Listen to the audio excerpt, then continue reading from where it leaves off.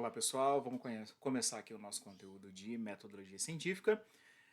Basicamente nessa disciplina a gente vai ver os aspectos básicos do método científico, como que ele funciona realmente. A gente vai perceber um pouquinho as possibilidades que a gente tem nos processos de criação de uma hipótese de pesquisa, nos processos de criação de uma pergunta de pesquisa, que é interessante para a gente nesse momento. A gente vai entender um pouco, a gente vai aprender um pouco em como analisar projetos que já foram desenvolvidos, como que a gente consegue analisar dados que já foram desenvolvidos para a gente poder entender um pouco mais de como que tudo isso funciona. Então a ideia da disciplina é basicamente mostrar para a gente como que o conhecimento ele é gerado, independente do tipo de conhecimento que a gente estiver considerando. Então a gente vai perceber aqui que formas diferentes de conhecimento acabam tendo possibilidades diferentes aí de como que eles surgem. E essa é a ideia da metodologia científica. Obviamente, a gente vai dar muito mais destaque para o conhecimento científico e como ele é elaborado, como ele é baseado e como que ele é gerado aí em todos esses eventos, certinho? Dessa forma, o primeiro item que a gente vai falar a respeito seria os tipos de conhecimento. Como que a gente consegue ver os vários tipos de conhecimento presentes e como que eles vão se diferenciar entre eles. Está muito mais ligado com as origens, está muito mais ligado com o processo de geração, com o processo de criação desse conhecimento. É o que vai mostrar para a gente, vai ficar bem fácil da gente definir cada um dos tipos aqui. O primeiro que a gente vai trabalhar vai ser o próprio método científico. Então, a partir do método científico, de uma série de eventos, uma série de etapas que precisam ser seguidas, a gente consegue a geração de um determinado resultado. E esse resultado precisa ser interpretado de uma certa maneira. Só que esses resultados, eles não podem sair totalmente do nada. Eu preciso ter uma condução exata para eu conseguir chegar naquilo que eu quero pesquisar, naquilo que eu quero perguntar, naquilo que eu quero decifrar. Então, basicamente, o método científico vai precisar ter algumas etapas. E a gente começa com a observação. Quando vocês percebem algo, pode ser um evento, pode ser um fenômeno natural, pode ser um comportamento da população, pode ser o comportamento de uma doença, o comportamento da pandemia. Então a gente percebe que essas observações geram dúvidas. Provavelmente em algum momento vocês observaram algo e ficaram com dúvida de como aquilo funciona ou do que poderia acontecer se algo mudasse. Isso é observação. Então a gente começa a observar as situações, independente de qual, e começa a gerar perguntas, que é o nosso próximo evento de elaboração do problema. A gente começa a perceber as questões da pandemia. Então, o que será que aconteceria se a gente não realizasse o uso de máscara, não realizasse o uso de álcool em gel e ignorasse o isolamento, enfim. Isso seria uma pergunta que bom que a gente não respondeu. Mas isso seria uma pergunta que a gente poderia gerar. Mas a gente percebe que essas perguntas elas podem ou não ser respondidas, de acordo com aquilo que a gente está procurando. Então, se for uma pergunta muito geral, fica difícil da gente conseguir responder o resultado exato. Então, por isso que a gente usa o método científico, para deixar algo sempre mais específico, para eu conseguir ter uma total certeza de que aquele resultado realmente é confiável. Então, beleza. A gente já observou e a gente já estipulou uma pergunta. A partir dessa pergunta, eu posso ter algumas hipóteses. As hipóteses são afirmações. Você já conhece como algo, como aquele tema funciona. Você já conhece. Então, a partir disso, você vai supor algo. Ah, eu acredito que o pessoal, a minha hipótese é que o pessoal que está cursando metodologia científica vai ser aprovado com 100% de aproveitamento. Essa é a minha hipótese. Ela vai funcionar? Não sei, eu vou testar. Vou testar como? Aplicando as avaliações, aplicando o conteúdo e ver o resultado. A partir do resultado, tive 100% de aproveitamento? Não, você teve 90% de aproveitamento.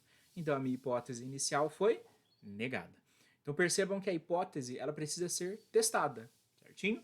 Então olha, a elaboração do problema gera hipóteses, aquilo que eu afirmo que pode acontecer baseado na informação que eu tenho prévia, no que eu conheço sobre aquele assunto, no que eu pesquisei sobre aquele assunto.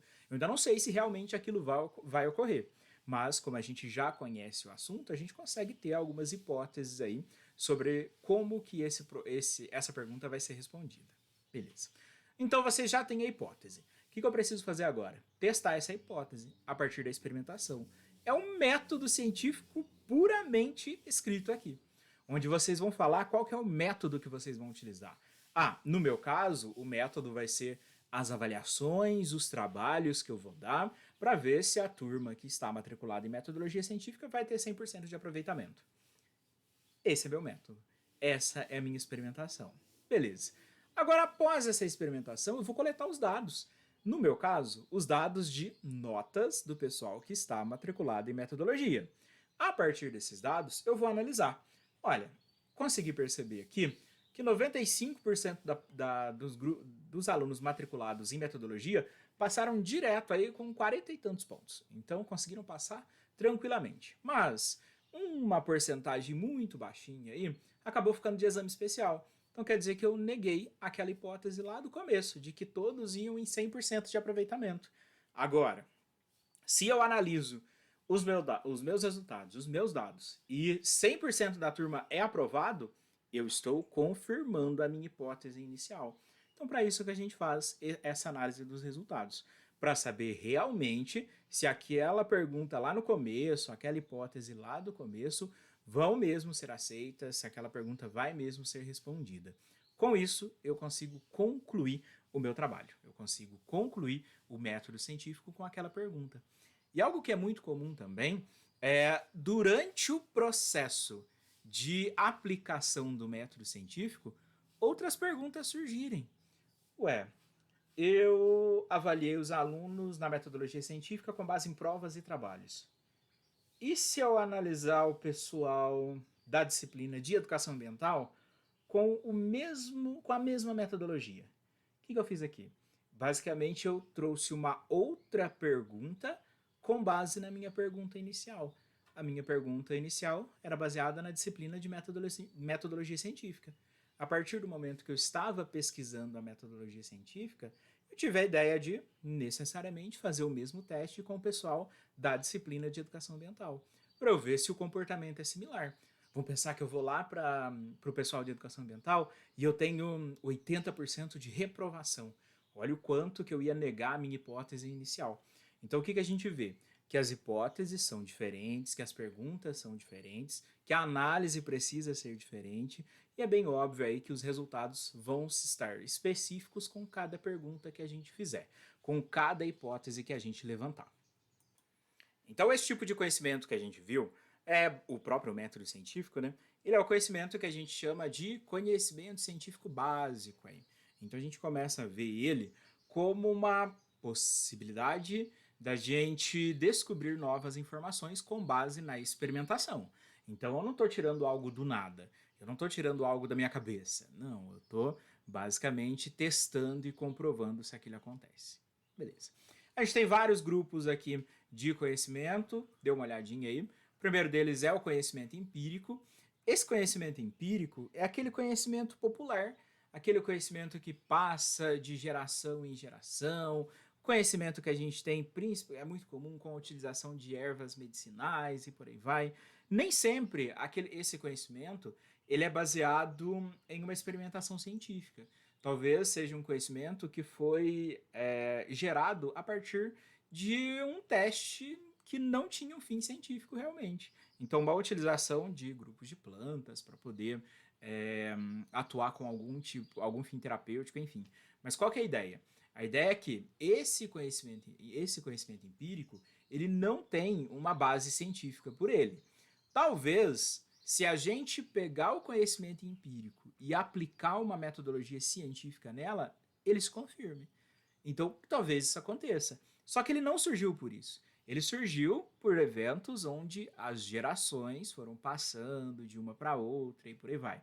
Pela observação, mas não necessariamente um método foi aplicado para concluir alguma coisa sobre o conhecimento empírico. Depois disso, a gente tem o conhecimento científico, que é o que a gente já conhece, o que tem a comprovação, o que precisa de uma experimentação, de uma análise de resultados, de coleta de dados. Então, esse a gente acabou de conhecer. Esse conhecimento, ele é mais certo, ele é mais errado? Depende do foco que você está dando. Se você tem um foco mais científico, é bem óbvio que você vai considerar esse tipo de conhecimento como algo mais próximo da realidade. Se a sua ligação está mais ligada com o conhecimento popular, você está mais tendencioso para ir para esse lado. Então isso vai depender do foco que a gente está dando. Nós, no nosso caso, a gente deveria estar totalmente ligado ao conhecimento científico, justamente porque a gente está ligado em ciências que atuam na experimentação. Então, independente é, da base curricular de um curso, a experimentação está envolvida, porque gera conhecimento, independente de qual curso. Estou num curso de agrárias, biológicas, saúde, educação, enfim. Qualquer uma das áreas eu tenho pesquisa dentro de cada uma delas. Eu tenho pesquisa em administração, eu tenho pesquisa em saúde, por aí vai. Então a gente percebe que o método científico ele é aplicado nas várias formas de possibilidades que a gente pode ter de geração de conhecimento. Depois disso aí, a gente tem o conhecimento filosófico, que ele é baseado nas reflexões que a gente faz a respeito do comportamento humano, a respeito do comportamento da sociedade e por aí vai. Então são reflexões que são dadas a partir de como que a gente percebe, né? Como que a gente observa. Mas ele não tem experimentação. Ele pode ser comprovado por experimentação? A gente pode ter uma pergunta e gerar hipóteses para conseguir tentar comprová-lo. Mas realmente ele não é aí um conhecimento ainda baseado na experimentação nesse primeiro momento. E depois a gente tem o conhecimento teológico, o conhecimento religioso, que é baseado na fé. Nesse caso aqui, ele é muito variável, porque a gente tem pessoas de culturas e religiões diferentes. Então, nesse caso, esse conhecimento ele é muito cultural. Ele está muito ligado a grupos de pessoas específicas. E nesse caso, ele faz sentido para grupos diferentes de pessoas. Tá certo ou tá errado? Tá certo para quem segue. Então, para quem está seguindo cada um desses tipos de conhecimento, independente de qual dos quatro a gente estiver falando, é óbvio que ele é o real para aquele grupo de população, para aquele grupo de pessoas, para aquela população. Então a gente pensa nos vários tipos de conhecimento assim, como possibilidades que a gente tem de interpretação da vida, né? Como que a gente consegue interpretar as informações que a gente tem. Que a gente vai dar uma olhada em como o conhecimento empírico ele pode ser classificado de uma forma mais abrangente do que a gente acabou de ver. Quando a gente pensa no conhecimento científico, no conhecimento empírico, que é chamado também aí de conhecimento popular, vocês podem ver o termo também senso comum, ele é dado sem um tipo de comprovação científica, sem um tipo de experimentação científica. Ele vai ser dado pela observação do meio, ele é dado pela relação que a gente tem com o ambiente, com outros grupos de indivíduos, sejam pessoas ou animais, enfim. Mas a gente percebe que o conhecimento empírico ele está muito ligado na dedução. Então, você começa a deduzir coisas a partir da forma de observação. Você começa a deduzir que algo pode estar funcionando com base na informação que você tem. Mas aquilo não está sendo testado, é só uma dedução, é só uma observação que você está fazendo. Quer dizer que está errado? Não. Ele pode estar errado. A gente vai saber disso caso ocorra uma experimentação. Fora isso, ele continua sendo senso comum, continua sendo conhecimento empírico e ele pode sim estar certo ou errado. Depende da qual que é a lente que a gente está olhando. A gente está olhando por uma lente científica, a gente está olhando por uma lente de senso comum, como que a gente está observando isso daí. Então ele é um conhecimento que está mais sendo gerado pelas observações e pelas deduções que a gente faz sobre um evento, sobre um fenômeno, enfim. A questão do conhecimento empírico aí, ele tem um problema muito grande, na verdade. Como ele não está sendo baseado em um tipo de experimentação, como ele não está sendo baseado em um teste de hipóteses, ele não é totalmente exato. Da mesma forma que ele pode simplesmente cair quando eu aumentar o nível de conhecimento. Então ele pode simplesmente não funcionar mais, ele pode simplesmente ser falível quando eu realizar um teste para comprová-lo. Nesse caso, eu acabo perdendo aí a informação que eu tenho. Então quer dizer o quê? Que o conhecimento empírico ele pode sim ser verificado, ele pode ser sim comprovado via um método científico. Se ele vai ser aprovado ou não, a gente não sabe. Um exemplo de conhecimento científico para a gente, se a gente pensa em um agricultor qualquer que não tem nenhum conhecimento sobre o ciclo de vida de grupos de plantas, sobre o ciclo reprodutivo de grupos de animais, que não tem nenhum tipo de conhecimento ligado a isso, ele sabe exatamente pela observação quais são os períodos de plantio, os períodos de colheita e por aí vai. O que a gente percebe? Que sem ter o conhecimento científico em si, pela observação e pela dedução, a gente tem sim muita informação sendo gerada. E essa informação é o próprio conhecimento empírico aí. Dá para testar? Dá para testar. Vai ser 100% de certeza de ser aprovado? Não sabemos. Normalmente ele é recusado. Na maioria das vezes ele pode sim ser aceito, obviamente. As observações elas trazem para a gente muita informação, sim. Só que depende da ótica de quem está interpretando a observação. Então, uma interpretação de observação sem teste é uma dedução. Então, se eu observei algo e concluir determinada informação sem testar, então eu estou deduzindo com base na minha informação. Se eu olho e percebo e faço uma observação e testo e gero um resultado, eu estou realizando um método científico. Então percebam a diferença. Para o conhecimento empírico, eu faço uma observação e vou deduzir uma conclusão.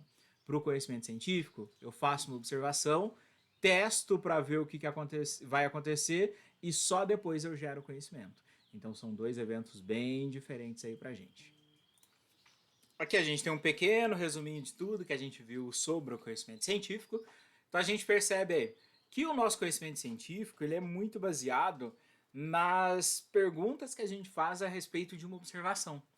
E a partir das análises que a gente faz dessas perguntas. Então, se eu vejo se eu tenho uma observação qualquer e eu começo a criticar essa situação em termos de perguntar o porquê que aquilo está acontecendo, eu gero perguntas que podem ser respondidas pela experimentação. E quando eu faço isso, eu estou fazendo uma análise, eu estou sendo analítico a essa relação. Então é isso que a gente precisa no conhecimento científico. É eu pegar uma determinada informação e mostrar através dos dados, dos fatos que são analisados, dos itens que eu consigo comprovar, se aquilo é algo que eu vou aceitar ou não. Se aquela hipótese, aquela informação que eu estou gerando, ela é algo real ou não. Então a ideia do conhecimento científico está mais ligada a isso.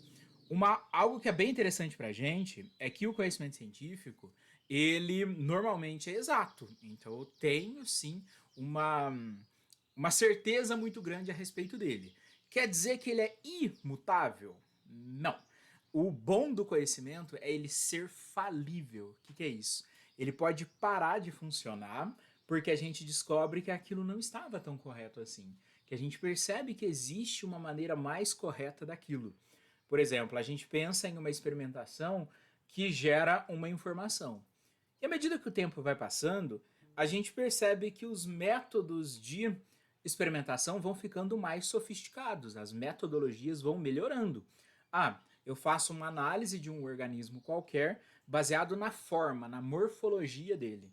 Então, é algo que dá para experimentar dessa maneira, mas ele pode ser falível. Quando? Quando eu uso uma metodologia muito mais eficiente. Nesse caso, o conhecimento anterior cai e o conhecimento novo chega. Então a gente percebe que o bom do conhecimento científico é isso, é ele poder ser anulado, ele ser falível. Esse é o princípio básico do conhecimento científico, é ele poder ser anulado. Eu poder conseguir uma forma melhor de interpretar um resultado. E isso é o que gera conhecimento. Por exemplo, no passado, né, a gente tem metodologias ligadas à saúde que, de certa forma, funcionavam. Mas, mesmo assim, não eram totalmente exatas. Hoje em dia, várias práticas não são utilizadas. Por quê?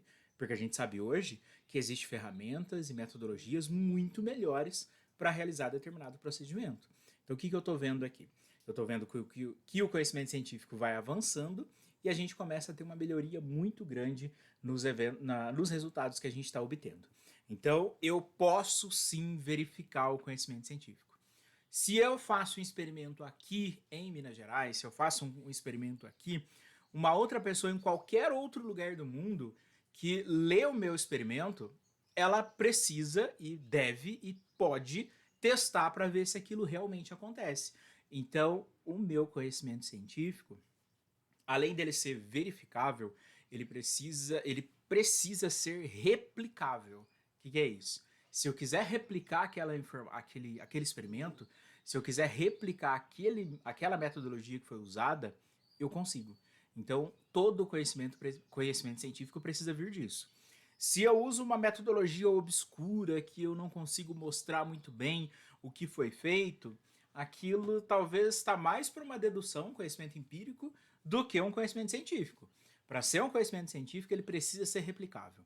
Eu preciso conseguir replicar aquilo e ter o mesmo resultado. Ou replicar aquilo com uma metodologia melhor e aprimorar esse resultado. É isso que eu preciso aí. Aí a gente chega no conhecimento filosófico, que ele é baseado basicamente aqui nos processos de reflexão, em como que a gente começou a observar situações e fazer reflexões sobre como aquilo funciona. Isso está muito ligado com as interpretações, além de ser influenciado por questões culturais. Então, esse conhecimento filosófico, ele está muito ligado aí em como que a gente vê as teorias, como que a gente faz essas observações, sem necessariamente conseguir testar. É algo que não dá para ser testado, é algo que não dá para ser verificável, porque não tem um dado real. Então, eu vejo aquela observação, talvez o comportamento da sociedade, enfim, e faço reflexões com base nos conhecimentos que eu tenho. Então, é um conhecimento que não é falível, ele é infalível, porque não tem como testar. A gente não tem uma certeza se ele realmente é real, mas ele é um conhecimento exato, porque ele veio a partir de uma observação, de uma dedução, enfim. Só que ele não pode ser testado, não tem como eu testar o conhecimento filosófico. Se eu faço reflexões sobre como a vida funciona, a origem da vida, o porquê da nossa existência, a gente não consegue testar isso. Eu não consigo testar o porquê da existência humana. Então são reflexões filosóficas da vida que a gente não consegue testar. Então é um conhecimento que ele é infalível, ele não vai falir em nenhum momento, justamente porque ele não pode ser testado. Então o que a gente percebe? Que o conhecimento filosófico está mais ligado nas interpretações de mundo, está mais ligado com as questões culturais do mundo, e não necessariamente a qualquer tipo de processos de experimentação ou não. A gente chega nos conhecimentos mais controversos que a gente vai poder atingir aqui, que seria o conhecimento religioso. Nesse caso, esse conhecimento teológico, né, que tem base em uma figura religiosa, numa divindade, por aí vai, ou em nenhuma divindade, mas apenas em questões religiosas, por aí vai, é, ele é um tipo de conhecimento que ele é uma verdade absoluta para quem o segue. Então, ele acaba trazendo respostas para todas as perguntas que a gente tenha. A, a razão da existência humana tem uma resposta, segundo cada uma das religiões. O processo de criação de todos os organismos, de criação das espécies, existe uma resposta, com base em cada um desses eventos religiosos aqui. E ele, em nenhum momento, ele tem a necessidade de ser comprovado, porque ele é dado como uma verdade absoluta dentro daquele grupo de pessoas ou dentro daquela cultura que o segue. Então ele não vai ser testado, até porque ele nem pode ser testado. Então eu não vou ter um contraponto quando a gente olha para o conhecimento teológico. Desse modo aqui, quando eu considero esse conhecimento religioso, é mais um que ele é infalível, porque ele é exato, e eu não vou em nenhum momento colocá-lo em dúvida dentro daquela cultura. Então a gente percebe que o conhecimento religioso está muito ligado em crenças. O conhecimento teológico ele está muito ligado nas crenças de um povo e não necessariamente em observações ou experimentações ou reflexões e por aí vai. Ele está ligado de acordo com as crenças, naquilo que aquele grupo de pessoas acredita, naquilo que aquele grupo, aquela região cultural, ela acredita com determinados fatores aí. Então a gente percebe que o conhecimento teológico ele foge um pouco dos itens anteriores, né? Nem a dedução ele tem. Então, nem o processo de dedução está presente aqui. Está mais ligado na crença, na fé religiosa e por aí vai. Para concluir, a gente chega em dois pontos, em dois métodos de raciocínio, na verdade, que é os processos de dedução e indução. Eles são baseados nos eventos que eu consigo observar. E eles têm o objetivo de comprovar algo, certo? Eles podem estar ligados ao conhecimento científico, podem estar ligados ao filosófico, podem estar ligados ao empírico, ao religioso não. Mas a gente percebe que eu vejo a dedução como uma forma de tentar mostrar como aquela teoria funciona, como aquela hipótese funciona, mas nem sempre eu tenho 100% dos dados. Eu estou deduzindo que como o pessoal de metodologia científica vai ser aprovado ou foi aprovado com 90% de aproveitamento no ano de 2021, eu deduzo que no ano de 2022 eu vou ter um aproveitamento similar. Considerei os dados para isso? Não. Considerei os dados do ano passado. Considerei os dados de agora? Não. Então quer dizer que a minha dedução, a minha regra, ela é mais. Eu dou mais valor a ela do que os resultados em si.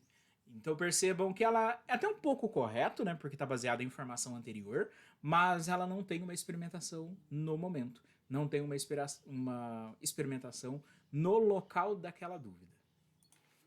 Aí quando a gente chega na indução, o processo muda um pouco. Porque aqui a gente começa a considerar os dados sim, só que eu não vou ficar repetindo a experimentação constantemente. Então a indução, a minha regra vai ser submetida aos dados, então eu vou ter uma análise realmente para tentar definir alguns padrões e como que esses padrões se comportam. A partir disso, eu consigo aplicar aquela regra. Então percebam que a indução eu tenho uma busca científica um pouco maior, porque eu considero os dados de uma forma muito mais pesada do que na dedução. Então, a dedução é determinada a partir dessas observações, a partir desses padrões, mas a indução ela tem um foco mais ligado aos dados e a essas interpretações.